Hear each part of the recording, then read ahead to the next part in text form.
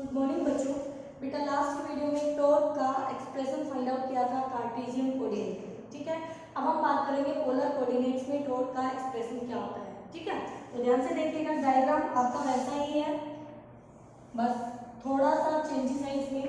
ये आपका एक्स का कोऑर्डिनेट, ये आपका वाई कोऑर्डिनेट था, और ये हमारा पोजीशन वेक्टर था OP, जिसके कोऑर्डिनेट्स जो है एक्स वाई है, तो एक्स और वाई P पॉइंट के कोऑर्डिनेट है, तो ये हमारा R कोऑर्डिनेट और ये थीटा एंगल एक्स एक्सिस के साथ। ठीक है, तो पार्टिकल जो है वो P पॉइंट पे है, उसके एक्स और वाई कोऑर्डिनेट है, ओरिजिन से R दूरी पर है। ओके बेटा, अब फोर्स आपने लगाया इस पे, इस डायरेक्शन में, ये आपने फोर्स अप्लाई कर दिया, तो मैंने जो फोर्स की लाइन ऑफ एक्शन है, this is the line of action of force, इसको आगे बढ़ाया। तो जैसे मैं इसको आगे बढ़ाऊंगी, इस तरह से आगे मैं इसको लेके जाऊंगी बेटा।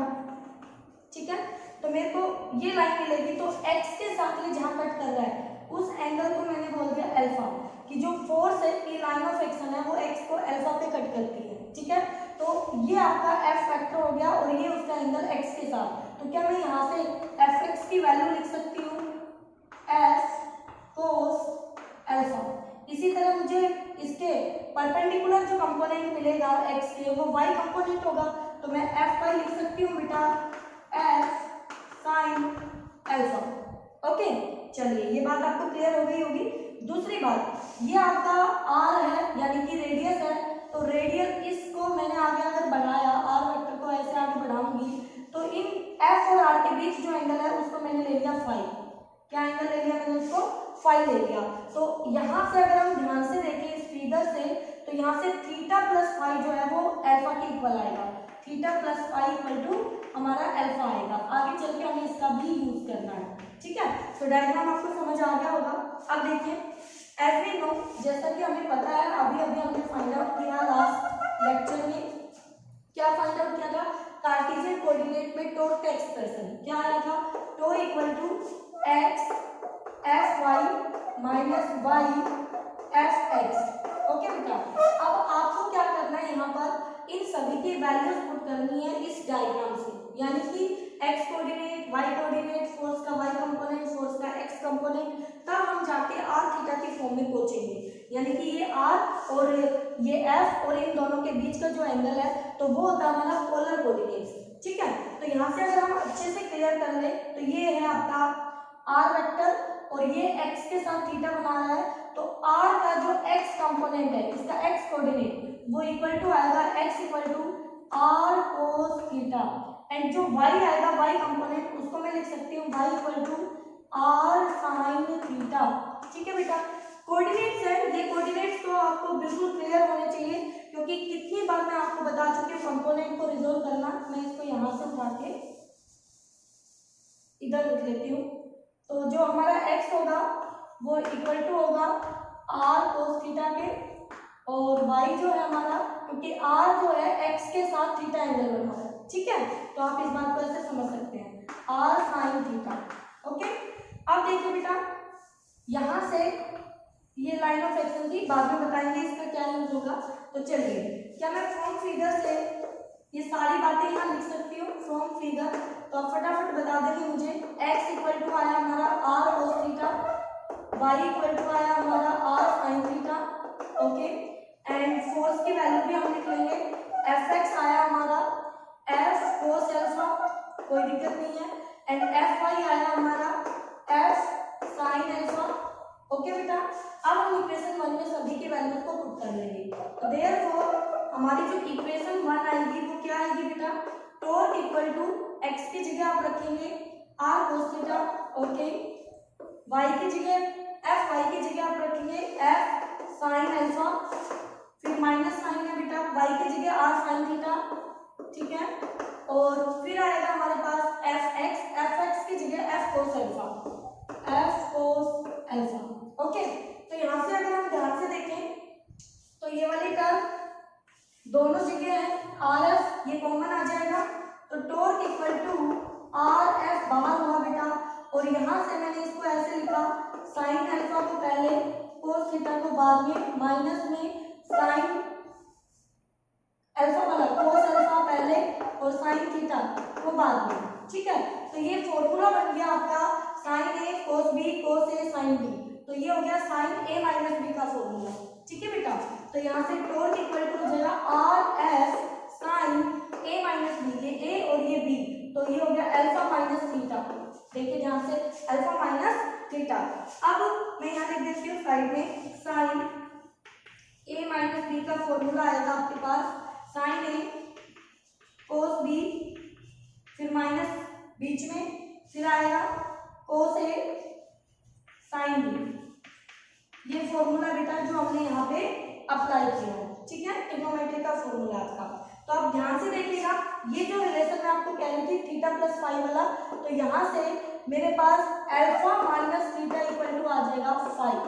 तो यहाँ मुझे अल्फा माइनस थीटा ही चाहिए था, तो आप लिख सकते हैं this implies tau equal to r F sine phi, ठीक है बेटा।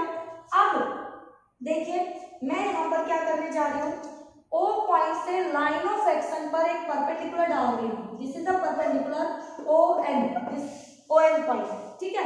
तो ये मैंने परपेंडिकुलर डाल दिया। अब आपको इस एंगल पे फोकस करना है, ये बेस, ये परपेंडिकुलर, ये इसका एंगल, ये इसका हाइपोटेन्यूज जो R है, तो R अगर थीटा फाई एंगल इसके साथ बनाता है तो ये बनेगा R कोस फाई, और ये बनाएगा ON को ON equal to R sine phi, R sine phi. पहले तो आपके पास आ चुकी है पोलर कोऑर्डिनेट में फॉर्म, लेकिन जो बेसिक फॉर्मूला हमने पढ़ा था टॉर्क का, हम वहां तक पहुंच जाएंगे अब यहाँ से।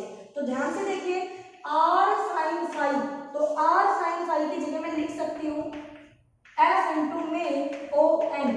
अब बेटा ON पे फोकस कीजिए, ON क्या है, ON is the perpendicular distance from the axis of rotation and line of action, ठीक है। It is the perpendicular distance between line of action and axis of rotation, इन दोनों के बीच का। आप कैसे ही बोल लीजिए इस बात को, तो ये perpendicular distance है बेटा लाइन ऑफ एक्शन पर axis of rotation से डाला गया है, ठीक है। तो यहाँ से इस फॉर्म में लिखते हैं या इस फॉर्म में लिखते हैं, तो ये आपका आ जाता है पोलर कोऑर्डिनेट्स में टॉर्क का एक्सप्रेशन, ओके बेटा। तो इसको आपको अच्छे से करना है। अब इसमें छोटी छोटी टर्म है वो और बता देती हूँ कि अगर हम वर्क डन फाइंड आउट करते हैं टॉर्क के फॉर्म में, जो कि मैं यूज भी कर चुकी हूँ, ठीक है बेटा। तो work done by the torque, तो वो आपके पास क्या आएगा,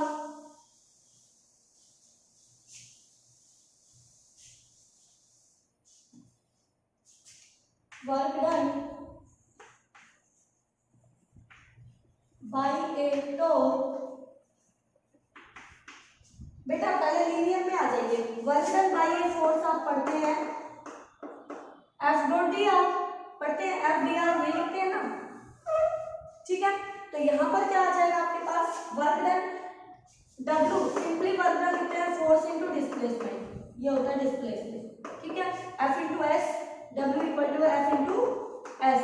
जब हमारा फोर्स कांस्टेंट होता है थ्रू एस डिस्टेंस, तब हम वर्क डन ऐसे लिखते हैं, लेकिन जब हमारा फोर्स वेरिएबल होता है तब हमने कैसे निकाला था, वेरिएबल के लिए आपने किया था इंटीग्रल फॉर्म में एफ डी एक्स करके, और उसको x1 से x2 इंटीग्रेट किया था, और वो आपका w आया था, यानी कि dw आप लिखते हैं f dx की फॉर्म में। सिमिलर आप यहाँ एंगुलर फॉर्म में लिखेंगे। तो अगर टॉर्क कांस्टेंट है through out displacement, angular displacement, तो आपका जो टो यानी कि w, तो वो हो जाएगा टो इंटू थीटा, जैसे f इंटू एस, तो ये टॉर्क फोर्स यानी, और ये आपका थीटा डिस्प्लेसमेंट। अगर आपके पास वेरिएबल है tau into d theta, total के लिए इंटीग्रेट कर देते हैं बेटा, टो डी थीटा, थीटा 1 से थीटा 2, ओके। तो ये आ जाता हमारा वर्क डन का एक्सप्रेशन, ओके। जैसे आपने लीनियर में लिखा मैंने वैसे ही आपको यहाँ समझाया है। अब इसी से ही हम पावर देखेंगे कि जब एक टॉर्क से वर्क होता है तो कितनी पावर डिलीवर होती है। तो power delivered by A torque, ध्यान से देखिएगा, power delivered by A torque,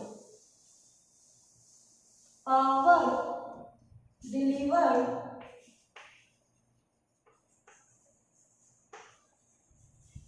bye A torque, ठीक है बेटा। तो डी डब्ल्यू अभी अभी आपने पढ़ा, तो डी थीटा। अब जो पावर होती है वो ये होती है power equal to rate of doing work d W by d t, मतलब कितने टाइम में कितना वर्क किया वो हमारी पावर होती है। तो क्या मैं दोनों तरफ टाइम से डिवाइड कर दूं, तो dividing both sides by dt, तो देयरफॉर dw बाय dt, तो d थीटा बाय dt। बेटा जी यहाँ पर ये टर्म आपकी पावर बनेगी, तो एज इट इज ये टर्म आपकी ओमेगा बनेगी। तो ये आपके पास पावर का फॉर्मूला आ जाएगा टॉर्क की वजह से, टो इंटू ओमेगा। अगर आपको याद हो आपने फोर्स के फॉर्म में भी लिखा था पावर, वो आया था F इंटू वी। तो यहाँ पर कुछ नहीं हुआ, सिर्फ इनकी एंगुलर टर्म आ गई है। फोर्स की एंगुलर टर्म है टॉर्क और वेलोसिटी की एंगुलर टर्म है ओमेगा। ठीक है, तो बेटा यहाँ तक आप अच्छे से कर लेना। नेक्स्ट जो टॉपिक होगा वो हमारा लीनियर मोमेंटम होगा। तो लीनियर मोमेंटम और सॉरी लीनियर नहीं, एंगुलर मोमेंटम